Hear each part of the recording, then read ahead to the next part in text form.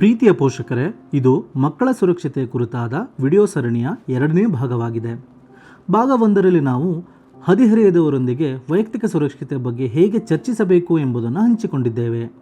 ಈ ವಿಡಿಯೋದಲ್ಲಿ ನಾವು ದೌರ್ಜನ್ಯದ ಲಕ್ಷಣಗಳನ್ನು ಹಾಗೂ ಮಕ್ಕಳಿಗೆ ಇತರರಿಂದಾಗುವ ದೌರ್ಜನ್ಯದ ಬಗ್ಗೆ ಮಕ್ಕಳು ನಿಮಗೆ ವರದಿ ಮಾಡಿದಾಗ ಅವರಿಗೆ ನೀವು ಏನು ಹೇಳಬೇಕು ಹಾಗೂ ಅವರಿಗೆ ಹೇಗೆ ಸಹಾಯ ಮಾಡಬಹುದು ಎಂಬುದನ್ನು ಚರ್ಚಿಸೋಣ.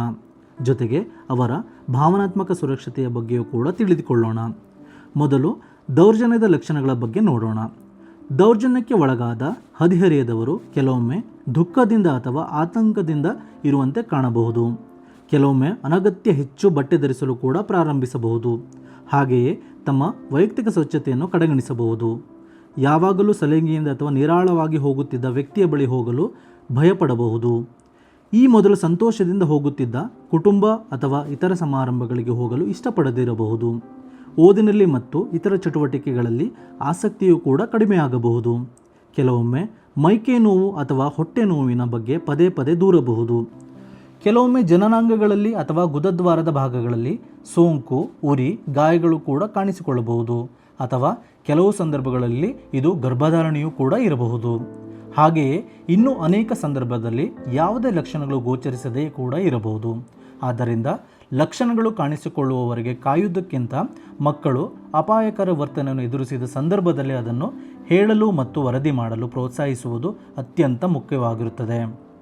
ನಮಗೆ ಮಗು ದೌರ್ಜನ್ಯಕ್ಕೊಳಗಾಗಿದೆ ಎಂಬ ಅನುಮಾನ ಬಂದರೆ ಮೊದಲು ಮಕ್ಕಳು ಹೇಳುವುದನ್ನು ನಂಬಬೇಕು. ಆಗಿದ್ದನ್ನು ಮರೆತು ಬಿಡು ಅಥವಾ ಅವರನ್ನು ಕ್ಷಮಿಸಿಬಿಡು ಎಂದು ಹೇಳಬಾರದು. ಅದರ ಬದಲಾಗಿ ಇದರಲ್ಲಿ ನಿಮ್ಮದೇನೂ ತಪ್ಪಿಲ್ಲ ಎಂದು ಹೇಳಿ. ನಿಯಮಗಳನ್ನು ಉದ್ದೇಶಪೂರ್ವಕವಾಗಿ ಉಲ್ಲಂಘಿಸಿದ ವ್ಯಕ್ತಿಯದ್ದೇ ತಪ್ಪು. ಆ ವ್ಯಕ್ತಿಯೇ ಅವನು ಮಾಡಿದ ತಪ್ಪಿಗೆ ಜವಾಬ್ದಾರಿ ಮತ್ತು ಹೊಣೆಗಾರನಾಗುತ್ತಾನೆ ಎಂದು ಹೇಳಬೇಕು. ನಾವು ಸಹಾಯಕ್ಕಾಗಿ ಮಕ್ಕಳ ಕಲ್ಯಾಣ ಸಮಿತಿ, ಕರ್ನಾಟಕ ಮಕ್ಕಳ ಹಕ್ಕುಗಳ ರಕ್ಷಣಾ ಆಯೋಗ, NGOಗಳು, ಕೌನ್ಸಿಲರ್ಗಳು, ವೈದ್ಯರು ಹಾಗೂ ಮಕ್ಕಳ ಸಹಾಯವಾಣಿ 1098 ಮತ್ತು ಪೊಲೀಸರನ್ನು ಸಂಪರ್ಕಿಸಬಹುದು. 2012ರ ಮಕ್ಕಳ ಲೈಂಗಿಕ ಅಪರಾಧಗಳಿಂದ ರಕ್ಷಣಾ ಕಾಯ್ದೆ ಪೋಕ್ಸೋ ಅಡಿಯಲ್ಲಿ ಮಕ್ಕಳ ಲೈಂಗಿಕ ದೌರ್ಜನ್ಯವನ್ನು ವರದಿ ಮಾಡುವುದು ಕಡ್ಡಾಯವಾಗಿದೆ. ವರದಿ ಮಾಡದೆ ಸುಮ್ಮನಿದ್ದರೂ ಕೂಡ ಅದು ಅಪರಾಧವಾಗುತ್ತದೆ. ನಾವು ಲೈಂಗಿಕ ಮತ್ತು ಸಂತಾನೋತ್ಪತ್ತಿ ವ್ಯವಸ್ಥೆ, ಪ್ರೌಢಾವಸ್ಥೆಯ ಬದಲಾವಣೆಗಳು, ಲಿಂಗ ಗುರುತುಗಳು ಮತ್ತು ಲೈಂಗಿಕ ವೈವಿಧ್ಯತೆಗಳ ಕುರಿತು ಅರಿವು ಬೆಳೆಸಿಕೊಳ್ಳುವುದರ ಮೂಲಕ ಹದಿಹರೆಯದವರ ಪ್ರಶ್ನೆಗಳಿಗೆ ಗೌರವಪೂರ್ವಕವಾಗಿ ಮತ್ತು ನಿಖರವಾಗಿ ಉತ್ತರಿಸಬಹುದು. ಈಗ ಮಕ್ಕಳ ದೈಹಿಕ ಮತ್ತು ಮಾನಸಿಕ ಸುರಕ್ಷತೆಯ ಬಗ್ಗೆ ಮಾತನಾಡೋಣ. ನಾವು ಹಲವು ಸಂದರ್ಭಗಳಲ್ಲಿ ಮಕ್ಕಳಿಗೆ ಶಿಸ್ತು ಕಲಿಸುವ ನೆಪದಲ್ಲಿ ಅವರಿಗೆ ಹೊಡೆಯುತ್ತೇವೆ, ಶಿಕ್ಷಿಸುತ್ತೇವೆ.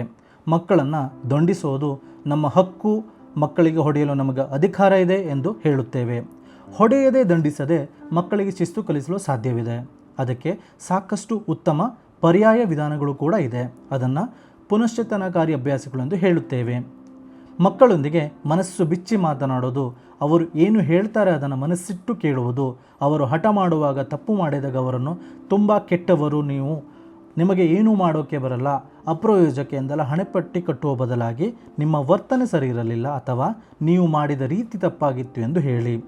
ಅವರನ್ನು ದಂಡಿಸೋ ಬದಲು ಅವರ ಜೊತೆ ಮುಕ್ತವಾಗಿ ಮಾತನಾಡಿ.